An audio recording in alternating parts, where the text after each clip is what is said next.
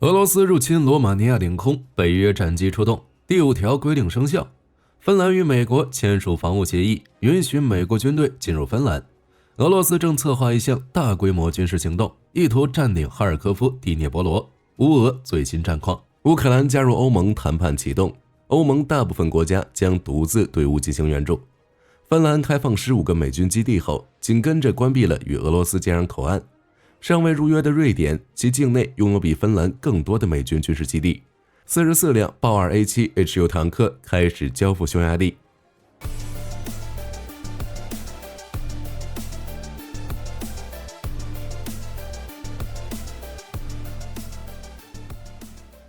12月13日，俄罗斯无人机在夜间入侵罗马尼亚领空，并至少有1架在其领土上爆炸，留下了一个深度1.5米的大坑。爆炸地点在多瑙河三角洲图尔恰县的格林杜镇，距离乌克兰边境约为 6.5 公里。罗马尼亚军用雷达网格表明，俄罗斯无人机未经授权就进入国家领空，并且无人机在前往格林杜的途中就被罗马尼亚防空雷达跟踪。入侵事件发生后，罗马尼亚通知了所有盟国以及秘书长严斯·斯托尔滕贝格，并保持秘密协调。同时，罗马尼亚空军与北约战机紧急执行监视任务。目前，德国空军部署在罗马尼亚第57空军基地，支持罗马尼亚空军保护北约的东南翼，包括黑海上空。得知该事件后，德国空军第一时间从第57空军基地赶来，以应对俄罗斯入侵北约领空的行为。据德新社报道，俄罗斯的无人机已经被德国机组人员识别，但是北约并没有下令将其击落。参与该事件的还有罗马尼亚空军的 F-16， 该战机部署在费特什地第86空军基地运营。目前，罗马尼亚国防部已采取措施确保该地区的安全，并通知当局收集证据进行调查。这就有一个问题了，北约将如何应对此类侵犯领空的行为？会不会执行北约第5条规定？北约第5条规定就是对欧洲或北美其中一方或多方的武装攻击，应视为对所有缔约方的攻击，应予以单独或集体回应，包括动用武力。只是就北约当前的反应来看，暂时还不会出现这种情况。根据乌俄战场当前战况来说，俄罗斯这是故意进入罗马尼亚领空，目的就是袭击敖德萨的港口设施。但是在途中坠落在罗马尼亚的领土，俄罗斯自今年夏天退出黑海粮食协议之后，就一直攻击乌克兰港口以及多瑙河上的其他设施，其中又以无人机居多。需要注意的是，这不是俄罗斯无人机第一次入侵罗马尼亚领空了。9月和10月，罗马尼亚都在边境发生了无人机残骸。在9月份的事件中，罗马尼亚官员就表示，发现一架无人机的部件类似俄罗斯武装部队使用的无人机，并将此事提交给俄罗斯驻罗马尼亚外交使团团长。只是按照罗马尼亚国防部长蒂尔瓦尔9月份的说法，无人机残骸的发现代表了威胁，但不意味着会有危险。北约发言人迪伦·怀特表示，北约没有信息表明俄罗斯对盟国有任何蓄意攻击，将继续监测局势，并与罗马尼亚当局保持紧密联系。北约的大概意思为，这越界了，但不是故意的。俄罗斯无人机入侵罗马尼亚领空后，北约并没有下令将其击落，这表明这架无人机被判定为不构成重大威胁。但是这种带有整体弹头的无人机，如果飞向人口中心，威胁水平才会上升。等到这个时期，北约第5条大概才会生效。所以，罗马尼亚现在能做的就是采取保护措施，保护在乌克兰边境附近的居民。目前，罗马尼亚已经将与乌克兰边境接壤的禁飞区扩大到32公里，高度为 1.2 公里，最大程度的限制俄罗斯无人机故意进入罗马尼亚领空，从而攻击乌克兰。同时建造防空洞应对俄罗斯无人机。另一边，芬兰也传来了好消息，与美国签署防务协议，允许美国军队进入芬兰。12月14日，芬兰政府宣布将与美国签署防务合作协议，允许美国在芬兰驻扎和训练，并在芬兰境内预先部署军事物资。预计12月18日在华盛顿正式签署协议。路透社称，芬兰将向美军开放15个设施和地区，其中包括4个空军基地和1个军港。对于俄罗斯而言，这个消息属于是坏透了。为了阻止北约向外辐射，俄罗斯才入侵乌克兰。但也正是因为乌俄战争，芬兰才加入北约，并与美国签署防务协议。这是搬起石头砸自己的脚。而且俄罗斯已经没有精力与芬兰进行这方面的博弈了，只能强烈谴责。而且芬兰已经正式加入北约，俄罗斯真敢动手，那就北约第5条规定警告。乌俄战场上面也爆出了新消息，俄罗斯制定了新的乌俄战争计划。图片报援引了消息人士的爆料，声称俄罗斯正策划一项大规模军事行动，计划到2024年年底完全控制顿涅茨克和卢甘斯克，并到达哈尔科夫附近的奥斯科尔河，到2026年年底向西推进至第聂伯河，并占领扎波罗热、哈尔科夫以及第聂伯罗。在赫尔松方向上，俄罗斯计划进行防御，并不打算攻击赫尔松或敖德萨的右岸，而第聂伯河以左的所有东部领土则需要在36个月内完全被征服。俄罗斯的新计划寄托于北约对乌克兰的支持减退，并希望通过假意进行和平谈判来误导国际社会，将战争延续至2026年。不过这一消息来源并没有得到官方证实，这很正常，无论是谁都不可能公布自己的作战计划。只是就当前战况而言，俄罗斯注定不能实现计划。12月15日，乌克兰发布战报，俄军损失再次破千。从数据上看，俄军的损失正在一步步扩大。阿夫迪夫卡方向，俄军继续不计代价的进攻，在北部斯特波维，一个由俄步兵组成的编队试图夺取焦化厂，但是被乌军无人机摧毁。南部俄军对工业区多个方向的进攻也遭遇惨败。在哈尔科夫地区新基夫卡以北，一支相当大的俄军部队用装甲车、坦克和步兵联合袭击了乌克兰阵地，结果被乌军歼灭了大部分人员，其余人员则选择逃跑，共有5件重型设备被毁坏和废弃。第聂伯河前线，乌克兰继续在左岸占据多个桥头堡，有视频和报道称乌克兰正在轮换部队并增加左岸人数。俄罗斯消息来源估计，俄乌损失率为12:1。其中克林基方向，俄罗斯的大型机械化突击队在过去2天被乌克兰无人机以及右岸的支援炮火摧毁。克林基以南的俄军迫击炮发射阵地也被乌克兰远程炮火摧毁。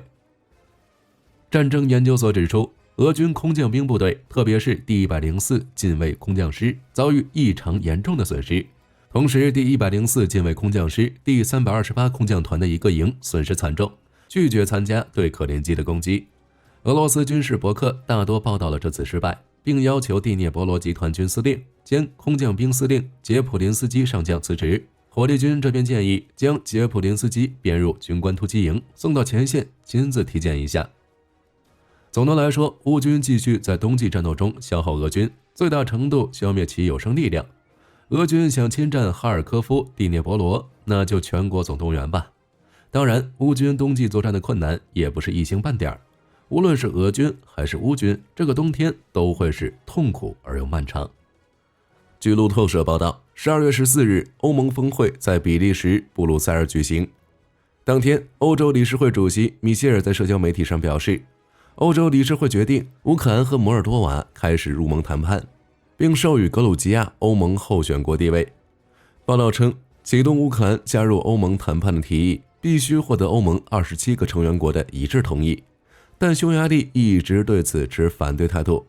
而在14日投票时，匈牙利总理欧尔班提前离开会场，投出弃权票。剩余的26个欧盟成员国一致同意批准乌克兰加入欧盟谈判启动，这意味着乌克兰正式开始加入欧盟进程。对此，乌克兰总统泽连斯基表示，这是乌克兰的胜利，整个欧洲的胜利。乌克兰最早在2017年就已经正式成为欧盟联系国。在乌克兰危机爆发后，泽连斯基于2022年2月28日签署了乌克兰申请加入欧盟的文件，呼吁欧盟启动新的特殊程序，迅速吸纳乌克兰。同年6月23日，欧洲理事会同意给予乌克兰欧盟候选成员国的地位。直到上个月，欧盟委员会发布2023年入盟年度评估报告时，建议启动乌克兰的入盟谈判。而今，乌克兰加入欧盟的谈判启动，意味着等相关细节落实后，乌克兰就可以正式加入欧盟，成为欧盟的一份子。之后将在经济上享受更多的欧盟红利，使其逐步走向繁荣。这比喊了那么多年仍无法加入欧盟的土耳其要幸运得多。当然，这也是乌克兰用鲜血、努力和牺牲换来的结果。值得注意的是，虽然乌克兰加入欧盟可喜可贺，但峰会中提到的500亿援乌资金却遭到了匈牙利的一票否决。不过好在欧盟将在下个月继续投票，或者通过各个成员国单独援助的方式支持乌克兰。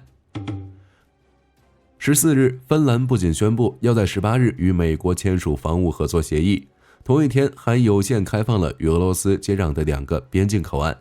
但仅仅数小时后便再次决定关闭所有与俄罗斯的边境口岸，且持续时间要到明年1月14日。而给出的关闭理由是俄罗斯试图非法入境的情况比预计严重。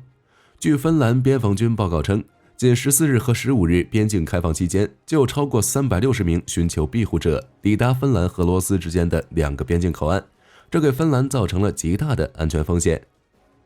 当然，关闭边境口岸可能也是对佩斯科夫的回应。毕竟在芬兰宣布向美国开放15个军事基地后，克里姆林宫发言人佩斯科夫就称，此举将导致芬兰和俄罗斯之间的紧张局势，驻扎芬兰的北约部队将对俄罗斯构成威胁。乌克兰就是因为可能造成的局势紧张才被入侵，现在俄罗斯又这样说，虽不至于真的动手，但警告意味十足。不过这多少有些自不量力了。第一，芬兰是与俄罗斯边境最长的北约国家，有长达1300公里的边界，从芬兰领土上更容易进攻俄罗斯，加上芬兰又是北约成员国，俄罗斯就只能装糊涂。第二，与美国签署防务合作协议的欧洲国家有很多，如挪威、保加利亚、拉脱维亚、立陶宛、波兰、捷克、斯洛伐克、匈牙利、爱沙尼亚等。即便是尚未加入北约的瑞典，也和美国签署了类似的防务协议，允许美国使用其境内17个军事基地。据法新社称，12月6日，美国和瑞典签署了一项类似的协定，在该协议中，瑞典向美国提供17个军事基地。看看这些国家的分布就知道，要么是东欧国家，要么是俄罗斯的邻国，让美国或北约军队驻防，其意思基本不用多说。再说了，芬兰虽然是今年4月才成为北约第31个成员国，但其实早在去年8月就已经决定要与美国就防务合作协议展开谈判，